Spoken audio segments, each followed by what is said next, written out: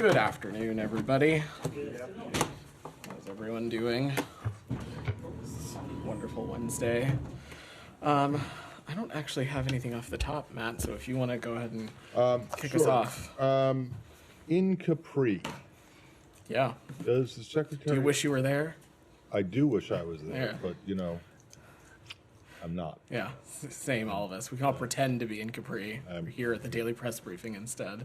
Does the secretary, while he is there, plan to have any Mideast, other than the one group meeting with the G7 that's about the Middle East, does he have any bilateral plans?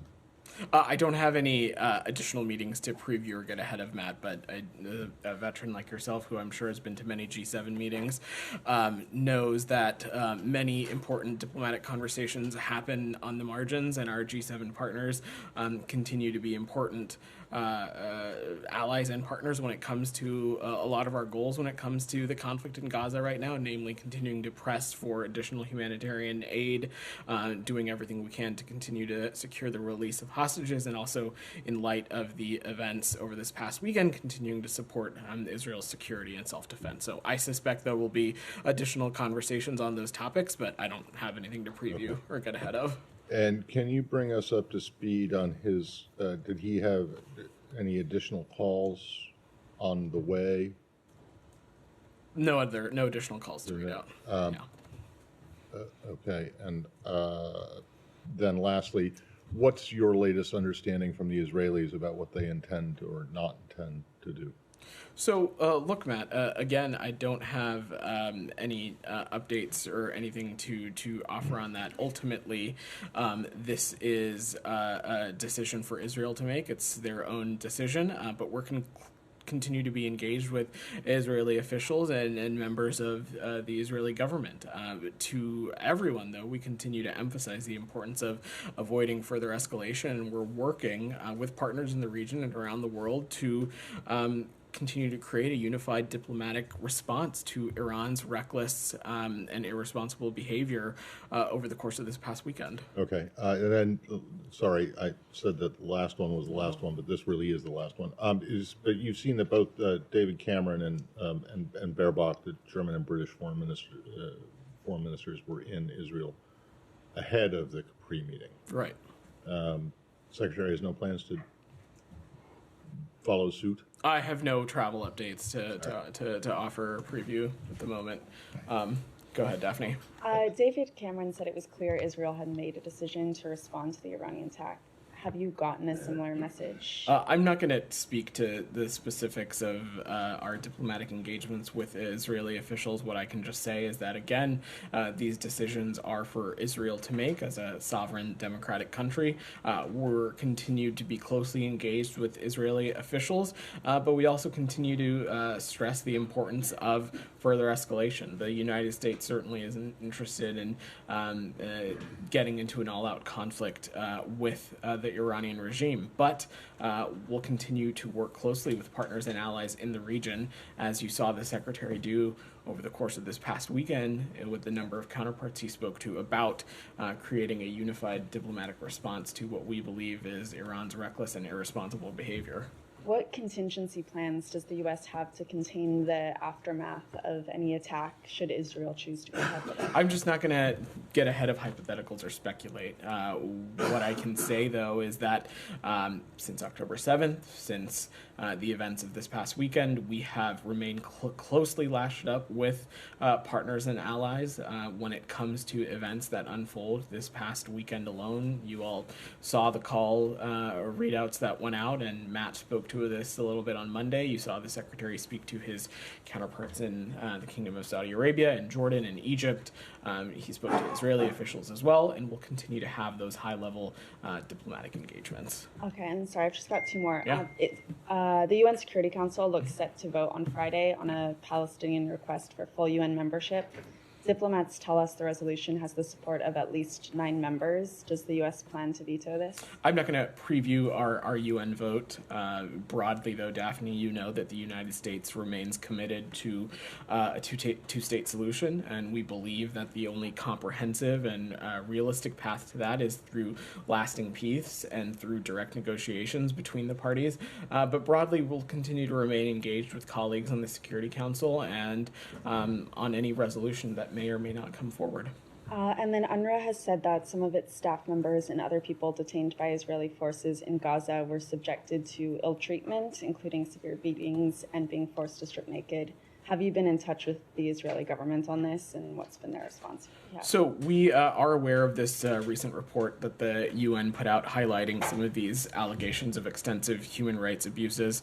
We're deeply concerned by these reports, and we'll continue to press and engage directly with our Israeli partners on the need for a full investigation into these allegations and accountability for any perpetrators. But beyond that, I don't have any specific conversations to read out. We, of course, are in touch with our Israeli partners all the time. But broadly, though, we continue to call on all parties in the region, call on Israel to do more to protect humanitarian aid workers, to improve deconfliction mechanisms, and to pursue full accountability for incidents of harm against aid workers. Thank you. Do you have any updates on those deconfliction mechanisms, this coordination response? Is that fully stood up? That is something our partners in the IDF can speak to. I don't have any updates. And then do you have any updates on any of their other commitments and whether the U.S. has made any assessments on whether that's sufficient to change U.S. policy? So look, Jenny, let me just first say broadly that we are encouraged by reports of increased assistance flowing into northern Gaza, bakeries reopening there, and other steps that we're seeing of positive collaboration between partners and Israeli authorities that demonstrate the executions of some commitments that our partners in Israel have outlined. But, and I want to stress this, certainly we continue to believe that there is still a need for sustained, significant, multi-sectoral humanitarian assistance. We think it's crucial, and more must be done. And as military operations continue, Israel needs to take all feasible steps to minimize civilian harm. So we'll continue to press these things, but some metrics that you asked for, we have seen openings of northern crossings and seeing the maximization of routes from Jordan. We have also seen Erez reopened on April 14th, which allowed a number of trucks entering daily. We expect some further enhancements there as well. But again, I want to stress that while these are positive steps in the right direction, more absolutely needs to be done. There is the humanitarian situation in Gaza is dire. And that is why we are continuing to pursue an approach when it comes to humanitarian aid that includes bolstering and supporting and continuing to push for additional land convoy movements. You saw earlier in March us conduct a number of airdrop operations. You've seen the Jordanians and others do similar things. And in the State of the Union, the president spoke about the maritime corridor as well. These are all things that we think need to be pursued aggressively given the dire situation, and we'll continue to do that. And any updates on Rafah? I don't have any updates on any conversations or anything. Go ahead. Vedant, just follow up on your statement earlier about your efforts to have a unified diplomatic response to Iran's attack between you or your partners and allies. Is this designed to negate the need for Israel to respond militarily, or regardless of that?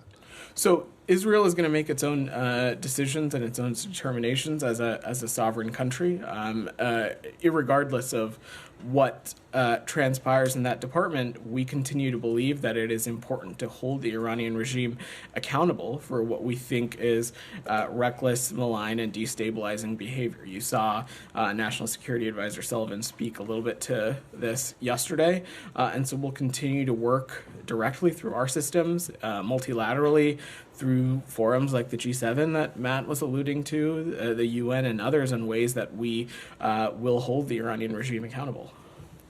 Go ahead, Doug. Okay, Yeah. thank you, Vedant. On Thursday, April 11th, the State Department spokesman, Mr. Miller, said that Biden administration fully supports the rights of the Israeli people And for our audience, could you explain a disconnect between the Biden administration's words and behavior?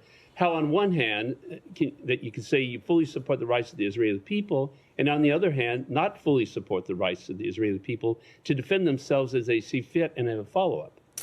Do you have a specific example of how we are not encouraging them to defend themselves? Well, specifically about not allowing them, or the issue of a counterattack against Iran, and not allowing them to easily go into Rafah to take care of Hamas, delaying this. Israel could have been into Rafah a long time ago, so the audience really concerned about the disconnect about that they see, the Biden administration preventing Israel from going to Rafah for these operations. I'm going to interrupt you a little bit. I think you are, frankly, in a misleading way, conflating two very different issues. One, in the context of Israel defending itself against attacks from Iran. We believe that they have every right to do that, and they should. And you saw the United States underscore that commitment to Israel's security and its self-defense this past weekend. And that is a commitment we believe is unwavering and it is ironclad. And we will continue to feel and believe strongly in Israel's ability to defend itself, in its ability to feel secure in its region. But separate from that, in this conversation of Rafah, it is important, again, that we underline when we're talking about Rafah, we are talking about more than 1 million people seeking refuge. We are talking about a region that continues to be an important conduit for humanitarian aid entering Gaza, and it continues to be a access point of safe departure for foreign nationals. So yes, we believe very strongly that any military operation in Rafah or in the Rafah region should require significant, serious planning that addresses these three major areas of concern. That continues to be something we feel strongly about. Along that, our audience is concerned about the pressure on Israel to accept the two-state solution that you were talking about.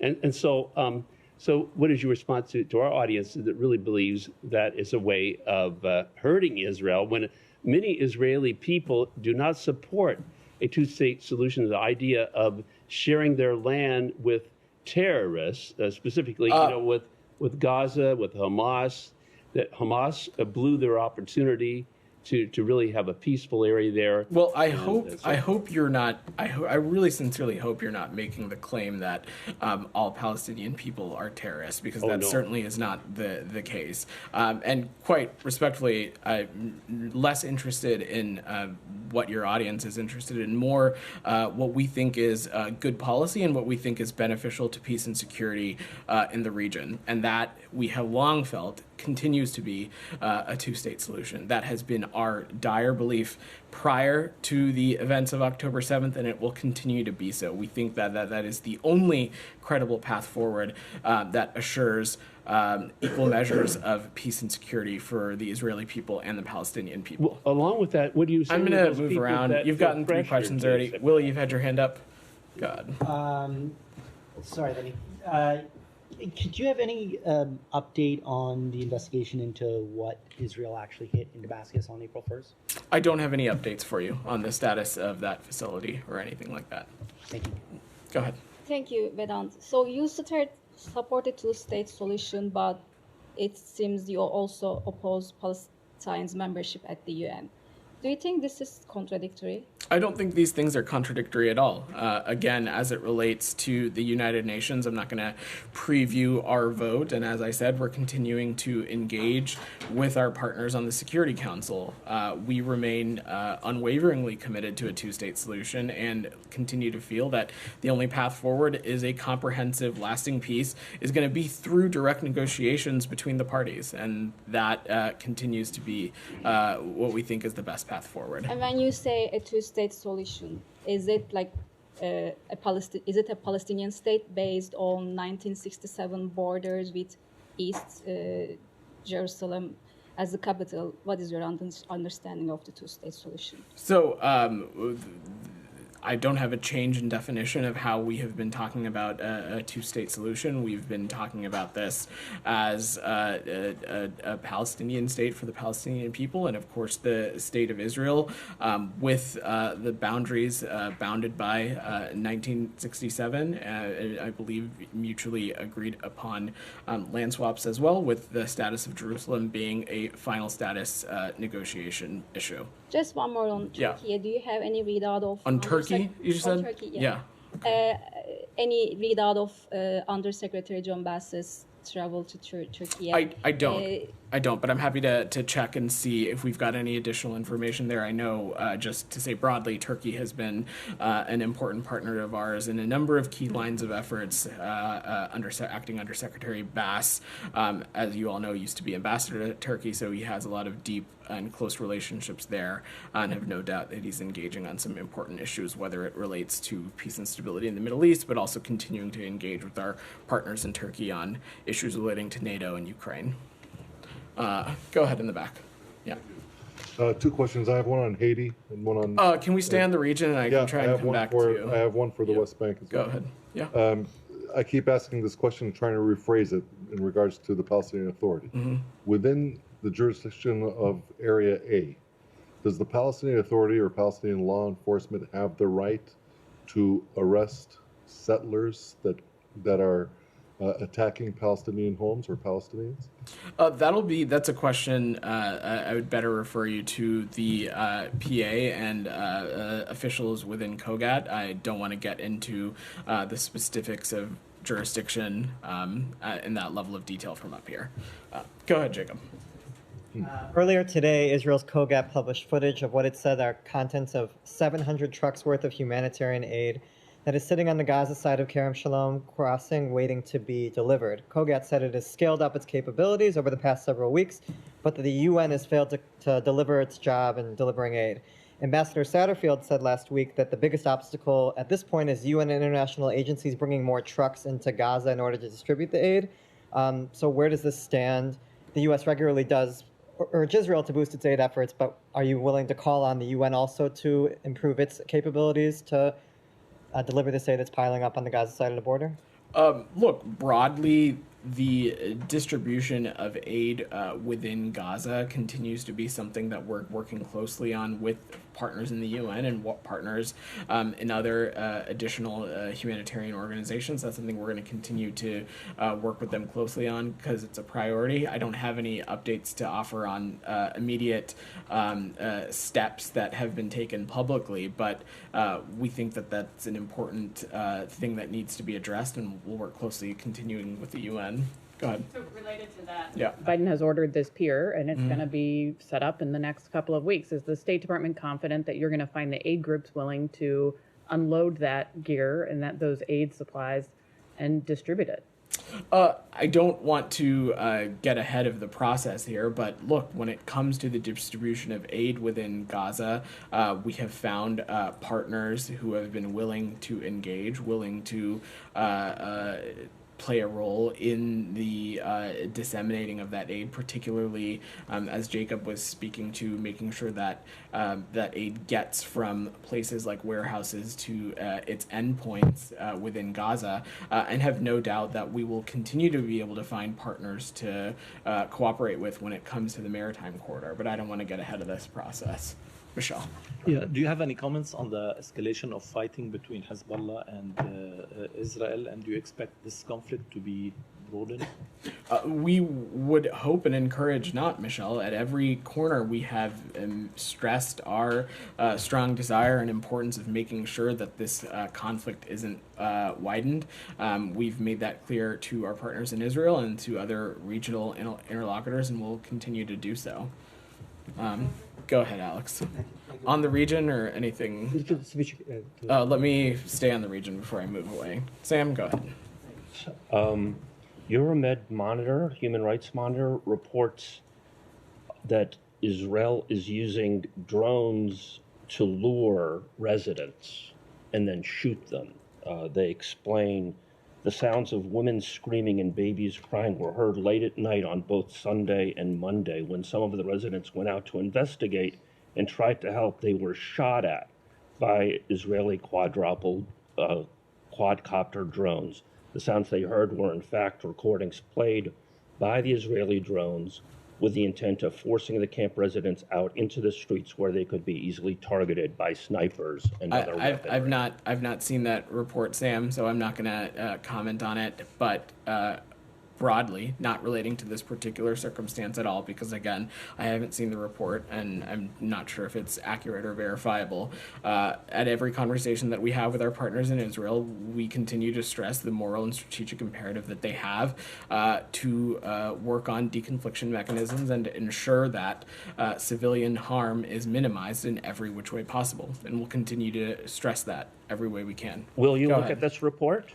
I am sure we'll look at this report, Sam. I don't have any comment on it right now. Do you recognize the Geneva Conventions as applying? I've answered your question, Sam. No, you haven't. You've evaded it, and your colleague deceitfully responded to it. Do you recognize the Geneva Conventions? It's a simple question. Go ahead. Do you recognize the Geneva Conventions as applying to Gaza? When you interrupt me, it's not a matter of. I'm not going to take additional questions. Answer to a simple question. Go ahead. You got two questions. No, I didn't get two questions. You did. You asked a question about your report, and you asked a follow-up. Please go ahead. You're refusing to answer it. Go ahead, sir. Do the Geneva Conventions apply to Gaza or not? Apply to everywhere on the planet except for the Palestinians. Isn't that right? We continue to stress everywhere that international humanitarian law needs to be abided by and respected. Go ahead. Do the Geneva Conventions apply? You are now interrupting your colleague. Go ahead. I'm interrupting you. I'm not interrupting you. I'm insisting on an answer to a critical question. Go ahead, sir. I'd like to ask about the sanctions against Iran. I'd like to ask about the sanctions against Iran. Yeah. Just broadly speaking, what impact do you think they'll have? And then I'm just curious, given all of Iran's bad actions in the past, I was almost surprised that there was room left for any new sanctions.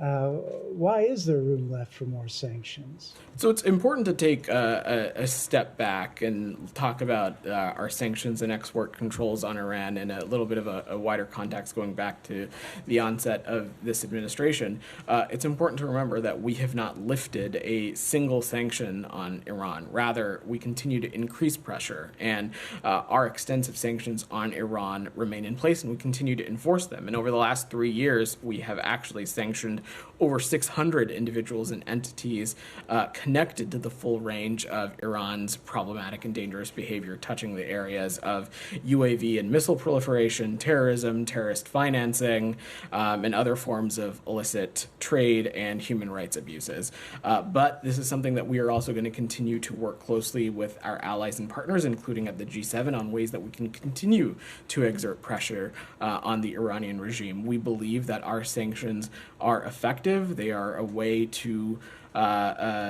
continue to isolate countries and to exert pressure on them as it relates to their behavior. And the impact on the new sanctions? Look, I'm not going to preview any additional actions from here, but we continue to believe that should there even additionally be new sanctions, that continues to be a lever at our disposal to continue to hold the Iranian regime accountable for its actions. So, Benon, it's just not true that you haven't lifted a single sanction on Iran. I went through this with Matt the other day. Shortly after this administration came into office, you did lift restrictions on sanctions on Iranian diplomats' travel inside when they go to the UN. I think your colleague was speaking about sanctions in the context of designating entities and individuals connected to the Iranian regime, not necessarily parameters that exist around diplomats in the United States. I take your point, Matt, but I think but it's not then true to say that you haven't lifted a single sanction on Iran, because you have. Then secondly, you also allowed several UN sanctions to expire. Now you guys can put as many sanctions as you want in place against Iran, but they don't have any impact outside of the U.S. jurisdiction. There's no requirement for other countries to follow suit, even when they involve secondary sanctions.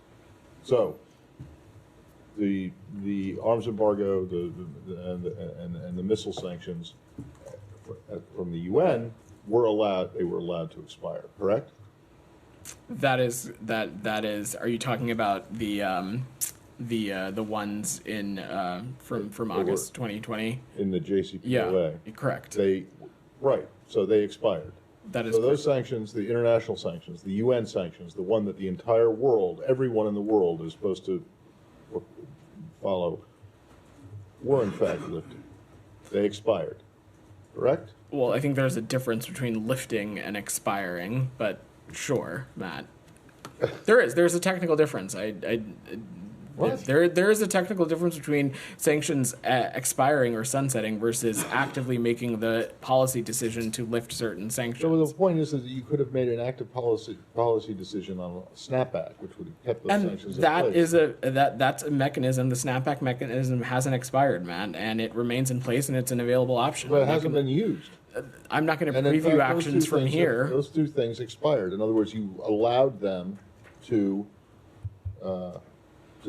be lifted, to expire. So it's a bit disingenuous to say expiring isn't the same as lifting. I don't think it's disingenuous at all. I don't think, as I said, snapback is a mechanism that continues to remain in place. And again, I think your colleague was referring to sanctions and restrictions in the context of, in the economic sense, not travel restrictions. That's fine, but the way you answered his question is you have not lifted a single sanction on Iran, and that's not true. Well, we can agree to disagree. Alex, go ahead. Thank you. Shifting to a different sure. if I may. Look, anything else in the region before we totally shift away? Are you sure on the region? Yes. You positive? My question, go ahead. My question is, sorry. So my question is that was there any conversation between U.S. diplomats and Chinese diplomats or Russian diplomats about the conflicts between Iran and Israel? Well, you saw the secretary had a phone conversation with his counterpart, Foreign Minister Wang Yi, on the tail end of last week, in which Matt spoke a little bit about this last week as well, in which we continued to stress with them through their means of communicating with the Iranian regime that no one was interested in seeing this conflict escalate. And we'll continue to have those conversations with appropriate interlocutors. How about Russia? I don't have any conversations. So, follow-up, sorry. So there are reports, Wall Street Journal reported that the Iranian regime has evacuated their bases in Syria. So is there an indication that the Israeli government might attack some targets I don't have any, Iran? I don't have any assessment to offer on what our partners in Israel may or may not do. Go ahead. Thanks for done. So Benjamin Netanyahu testified to the U.S. Congress in 2002. This is before we invaded Iraq. And he said, quote, "There is no question whatsoever that Saddam Hussein is seeking and is working and is advancing towards the development of nuclear weapons." He then went on to say he was hiding nuclear facilities underground. We now know this was a lie, one that many U.S. service members and innocent Iraqis paid the price for. Netanyahu, in that same congressional hearing, goes on to say, "Obviously, we'd like to see regime change, at least I would, in Iran. The question now is, what is the best way to proceed? It's not a question of whether you'd like to see regime change in Iran, but how to achieve it." So my two questions for you are, one, how can we trust somebody who goaded our country into war in Iraq based on falsehoods? And two, given this weekend's events, why are we confident he won't do the same thing with Iran, given he's been calling for us to enact regime change in that country for 20 years? I'm not sure I fully understand your question, but so let me just say a couple things. First, as it relates to Prime Minister Netanyahu, this is somebody who the president has a close working relationship with. It's someone that the secretary has a close working relationship with. But broadly, beyond any immediate official or individual in the Israeli government, our partnership, our relationship with Israel, our commitment to its self-defense and our commitment to its security transcends any government in Israel. It transcends any government in the United States, and it's a relationship that has pursued and persisted over the course of various political parties and presidents. Number two, as it relates to the Iranian regime, let me just be clear and unequivocal about this. We condemn in the strongest terms its reckless and irresponsible attacks from over the course of this past weekend. Okay, but one individual, Netanyahu, is the head of the entire Israeli government, and when you might condemn those, but there's a difference between condemning those actions and the U.S. getting roped into a war with Iran. The United States is not interested in entering an all-out conflict with Iran. We've been incredibly clear about that. Even if they strike Israel? We have been very clear about our commitment to Israel's security and its self-defense. We've also been clear that we will not be participating in any offensive operation, but our commitment to its security and self-defense is ironclad. If I may ask on Georgia. On Jordan? Georgia. Okay, Michelle, do you have anything on the region before we move away?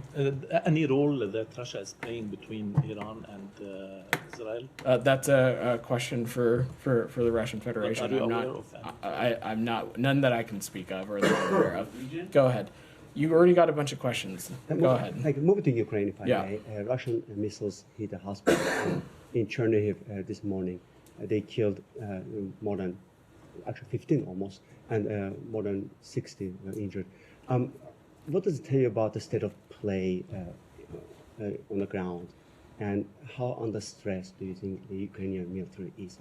This is, Alex, another example of a horrific Russian missile attack, this time on downtown Chernihiv in northern Ukraine, which is only about a 2-hour drive from the capital, Kyiv.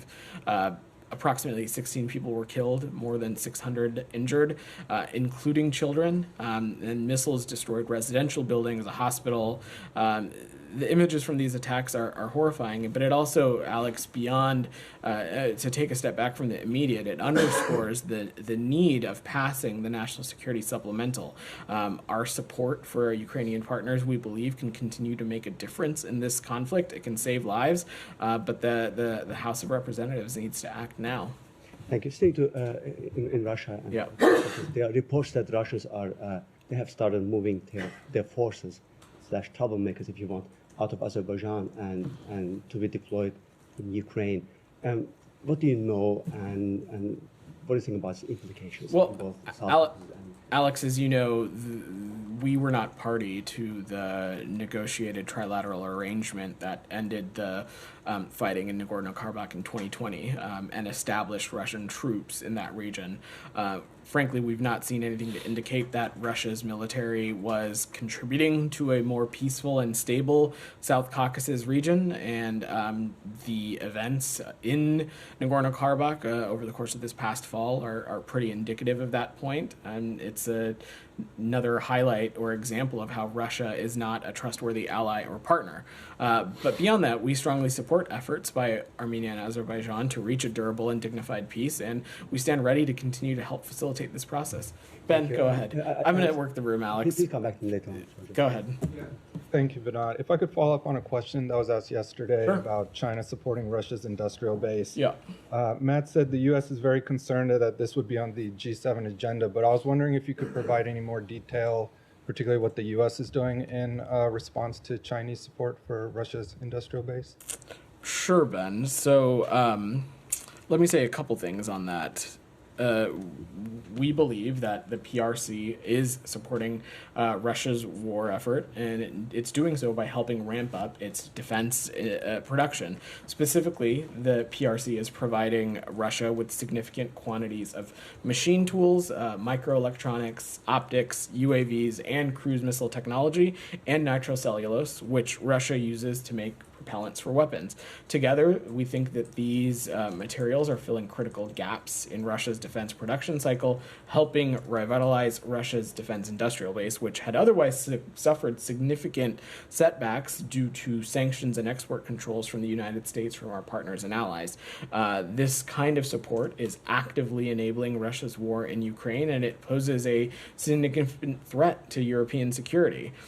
We've raised these concerns with the PRC through diplomatic channels, including through recent conversations at the leaders level, and we've been briefing our allies and partners on our concerns over the past few weeks. And we issued an executive order targeting third country banks that facilitate support to the Russian defense industrial base. We've sanctioned relevant firms in the PRC and are prepared to take further steps as necessary. Jalil, go ahead. Thank you very much, Vedant. A few humanist questions. Let's keep it to less than a few. We've got a couple other people have their hands up. I'll stop whenever you tell me to. Great. My first question is about these two gentlemen. One of them is very dear to America, and he has my last name as well. His name is Dr. Shakil Afridi. Mm-hmm. I feel like because of lack of diplomatic courage the Pakistani ambassador has in Washington, D.C., the guy has spent 15 years over there. Pakistani lady in the U.S., Afia Siddiqui, has spent 25 years.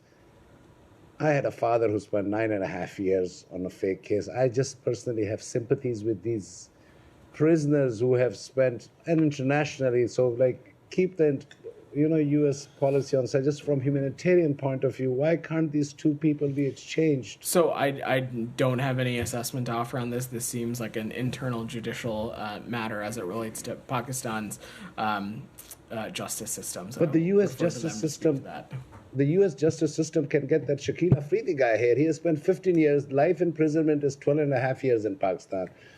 So the guy has spent his life in prison. I don't have anything for you on that. One more question, sir. A girl from Utah, Crystal Bayat, even tweeted this today. I have raised this issue here a gazillion times. You have half of the population of country of Afghanistan where girls, since the U.S. withdrawal, are without education. Why did you not just leave them in front of the vultures to be eaten?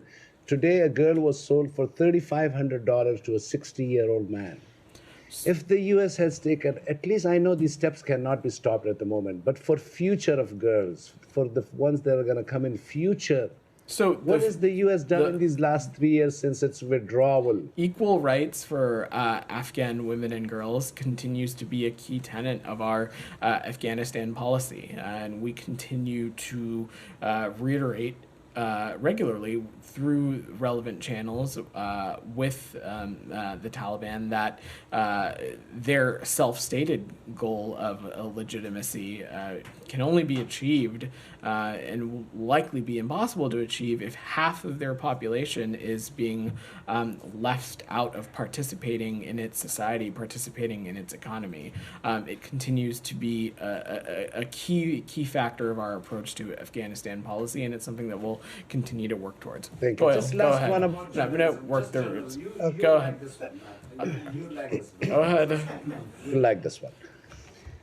Journalists become... Okay, if you ask a question, though, you do this like wind-up thing. Today, Time Magazine has a journalist, Palestinian journalist, as 100 more influential people. No country in the world protects and talk about journalists like the U.S. We have a Pakistani journalist, Arshad Sharif, got killed. And we still don't know who killed him. It's been 2 years now. Can the U.S. and you personally take some interest in the case and at least let us finally know who killed the guy? So let me just say broadly that we believe strongly that journalism is integral to our society, and journalists do important work, and especially in active conflict zones, every step possible needs to be taken for them to be protected. But I don't have much else on that circumstance that you laid out. Daphne, you had your hand up. Go ahead. Thank you. So we've seen on social media that the U.S. Embassy received a letter from Chad's government requesting troop withdrawal. Can you confirm this? The U.S. Embassy in Chad, I'm happy to check on that. I've not seen that since I came out, but we're happy to check with the team and see if there's anything to offer on that. Okay, and sorry. Go ahead. Really quick, yeah. Vote counting is set to begin tomorrow in the Solomon Islands parliamentary election, the first since the Prime Minister struck a security pact with China in 2022. Do you have any indication yet on how these elections have been conducted? I don't have an assessment to offer yet. I think we will let the process play out before we have any assessment to offer. Goyle, go ahead. Come to you, then I'll come to you, and then we will wrap. Go ahead, Goyle. Two questions, please. Different two questions. One, as far as the United Nations are concerned, does U.S. or the Secretary have a faith and trust in the UN? Because recently, Mr. Elon Musk said that there is no meaning of having UN without India's permanent seat on the United Nations Security Council. So the president has spoken about this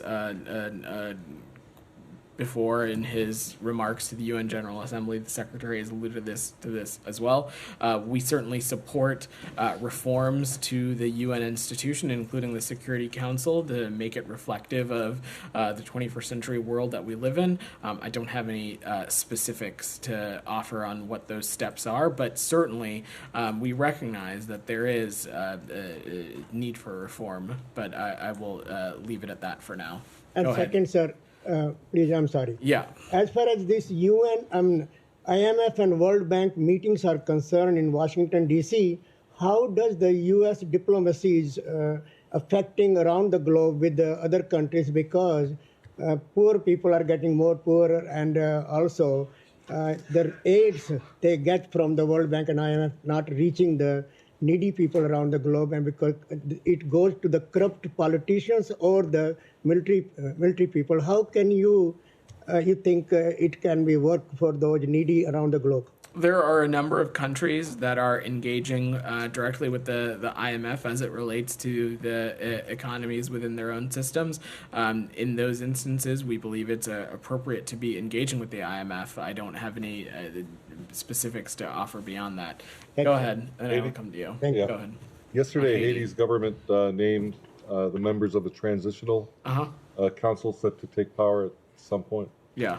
Do you have any comment on this, and do you think that they could restore security in Haiti? Well, we welcome the announcement of the establishment of the Transitional Presidential Council, and we commend stakeholders in Haiti for moving toward democratic governance through free and fair elections. A lot of work lies ahead, specifically naming an interim prime minister, but we are committed to work with members of this council, CARICOM, as well as other appropriate regional partners to improve the lives of all Haitians. Go ahead. The House is scheduled to vote on foreign aid for Saturday. That includes aid to Ukraine, which has been long delayed. You talked a little about the importance of that aid coming through for Ukraine, but tell us how much damage has been done by the lengthy delay in Congress to the Ukrainian war effort, because Russians have made significant advances over the past several months. Well, Alex raised this issue and opened up this topic by talking about a missile attack from the Russians. So it certainly would not be hyperbole to say that every day matters. And the House, we believe, needs to act this week to support Ukraine and Israel as they respectively defend against Putin and the Russian Federation and the Iranian regime. And so this is something that we need Congress to provide urgently. There's also, when we're talking about the National Security Supplemental, talking about things like humanitarian assistance and efforts to strengthen security in the Indo-Pacific. These are all things that are of vital importance to our foreign policy and the national security interests of the American people. You had a question on Georgia. Go ahead. We witnessed a horrific violence in Georgia yesterday by the riot police against peaceful protesters, journalists, and opposition leaders.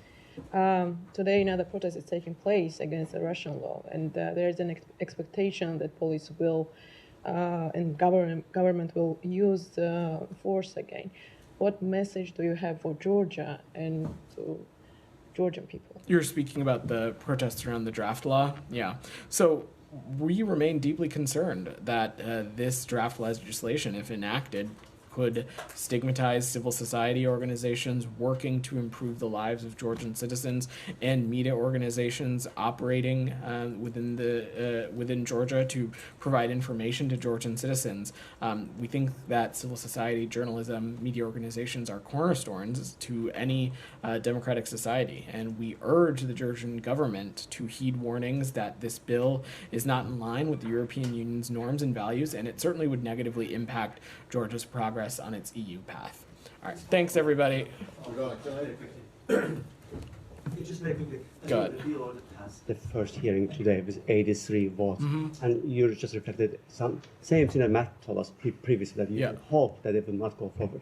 So I understand there were meetings between the U.S. ambassador and Western ambassadors and the Russian prime minister. Is diplomacy, your efforts diplomatically, is dead here, or is it just another bump on the road? We never think diplomacy is dead, Alex. So again, we will continue to urge and reiterate with the Georgian government our dire concerns of this kind of legislation, and heed the warnings that this kind of legislative this kind of legislation, is not in line with the EU's norms and values, which would certainly negatively impact Georgia's stated goal to eventually become party to the European Union. But they also pushed an amendment to tax law today, a separate process that will allow them to transfer their assets from abroad. Clearly, they're preparing for hedging. They're trying to avoid sanctions, potential sanctions here. Aren't you too late to? I'm not familiar with this other piece of legislation, Alex, but I'm happy to check for you, Matt. Yeah, sorry. I just want to go back to something that was raised a little bit earlier. Can you find out from Elle or from whoever if the United States believes that the Geneva Conventions apply universally, in other words, to everywhere on the planet, and also the same question on the Vienna Conventions. And obviously the question before was about whether Geneva Conventions apply in Gaza, but then specifically it would be whether the Vienna Convention applies in Syria. Does the administration think that there are certain exemptions to these conventions? That's sure. I don't expect you to have an answer, but maybe you could. Well, Matt, let me close out by saying that I will echo again what when responding to your colleague, that it is our sincere belief that international humanitarian law needs to be abided by everywhere, and that continues to be the policy we'll pursue. Thank you. All right, thanks everyone. Thank you.